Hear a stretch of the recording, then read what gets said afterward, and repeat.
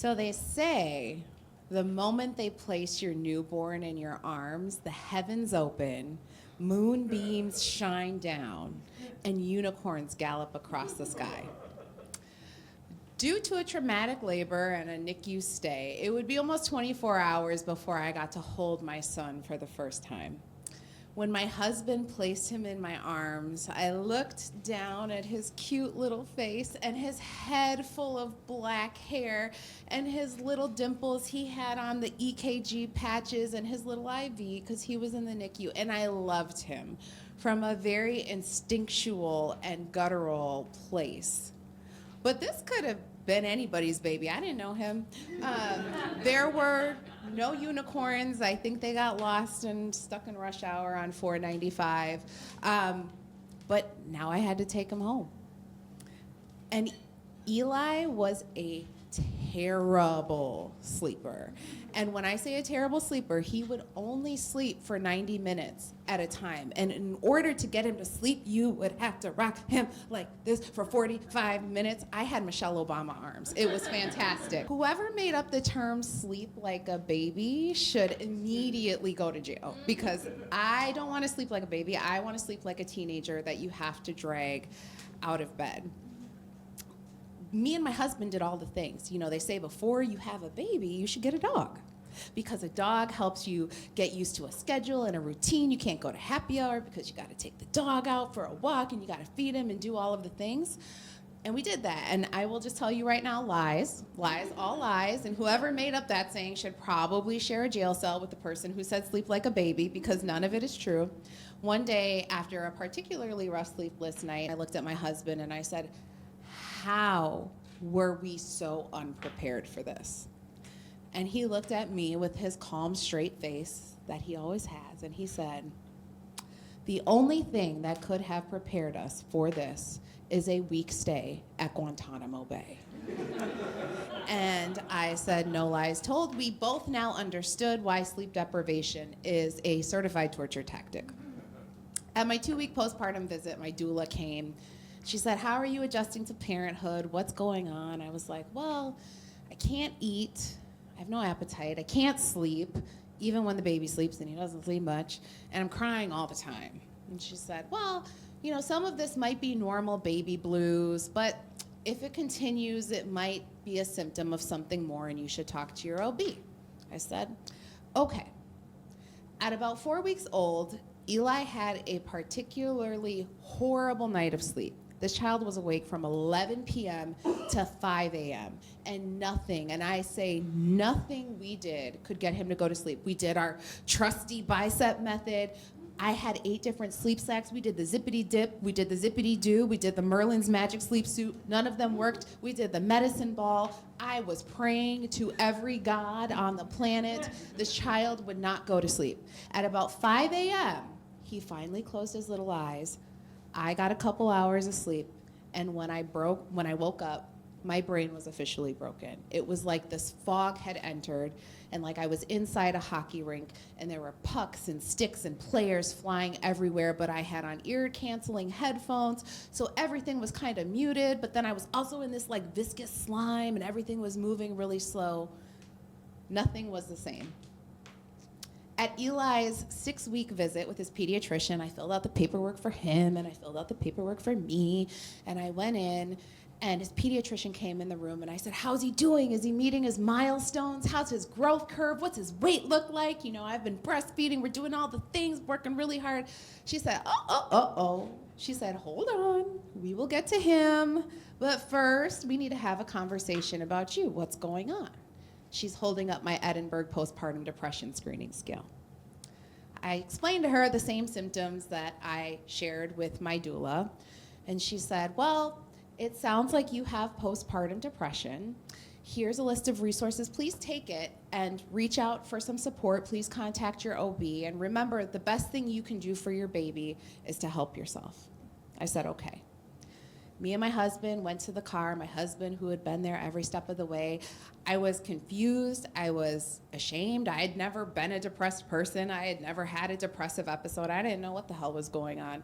But more importantly, I was scared. I was like, oh my God, my husband heard everything she said. He's gonna divorce me. He's gonna leave me. He's gonna think that I'm gonna hurt my baby. He's gonna think that I'm hurt myself. My life is over as I know it.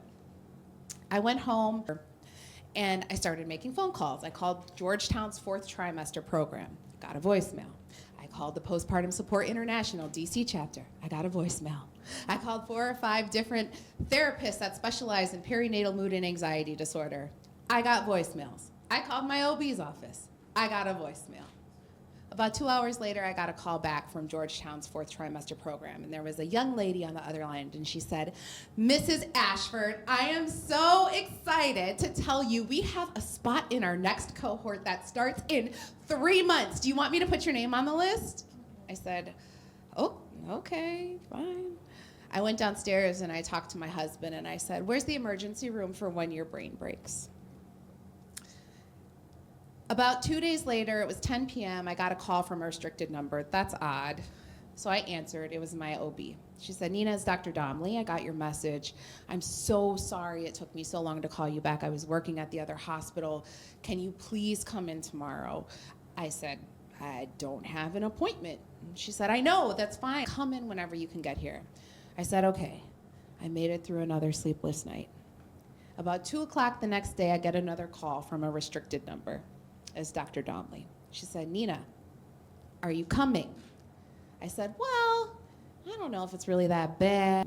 I'm fine, it's fine. She said, no, just please come, get here by 4 p.m. I said, okay. Packed up myself and I packed up my little tiny baby and we went to Washington Hospital Center. Got in her office, she said, what's going on? I shared the same symptoms. I had to take the scale again. It was high again. She said, sounds like you have postpartum depression. Have you considered taking Zoloft? Now listen, I am not anti-vaxxer, I am not anti-med, and I am very pro-science, okay? But the thought of taking a medicine that affected your brain made me nervous. Like I said, I've never been depressed, and it was new for me. I said, I'm not really sure. It makes me a little nervous. And she said, if you were a diabetic, would you not take your insulin? And I was like, of course I would take my insulin. I'm not crazy. She said, I hear you, I respect you. Do me a favor, fill the prescription and leave it on your kitchen counter. Go home, talk to your husband, think about it. I said, okay.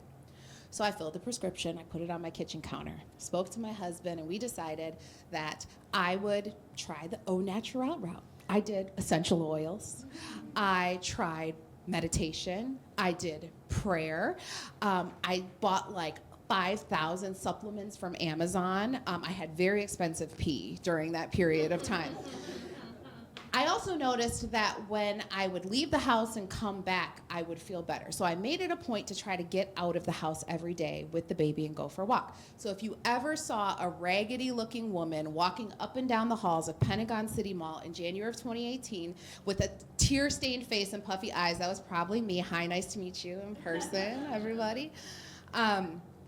One day, me and my husband were at Target getting stuff for the baby because the babies need all of the things. He had the baby and was in the diaper aisle, and I needed deodorant because postpartum hormones do wild things, including making you smell like a teenage boy after football practice.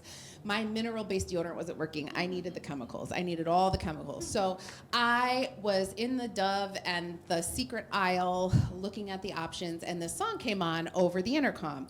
It was a country song by the Zac Brown Band called Chicken Fried. And I'm not a country music fan unless we're talking about Cowboy Carter, and we can talk about that later. So there was a line in the song where he said, ain't no $sign on a piece of mind, this I've come to know. And I lost it. Full on, ugly crying, snot face in the middle of the Dove and Secret displays. I found my husband. I said, we need to go. I don't even think I got the deodorant. I went home and I saw that bottle of little blue pills on my counter, and I said, enough is enough. I can't let this continue to rob this time, this moment from my baby and from myself. About 2 weeks after starting the meds, I felt the fog begin to lift. I was still in the hockey rink, but now I was behind the glass. I didn't have on the ear-canceling headphones. The viscous slime was gone. I started to find joy again. Me and my husband went out to the wharf, and they had that pier with the big swings, and I was swinging on the swing, and I said, take a picture, because I knew it was the first time that I had felt like myself since having a baby, and I wanted to remember it forever. I refound my love of music, and one day we were making a music video to Shakira and Don Vive's Bicicleta, and I was holding him up, and I was dancing, and we were having a good time. And the clouds opened, and the moonbeams shined down, and the unicorns pranced across the sky. Some women find their strength in moments of silence.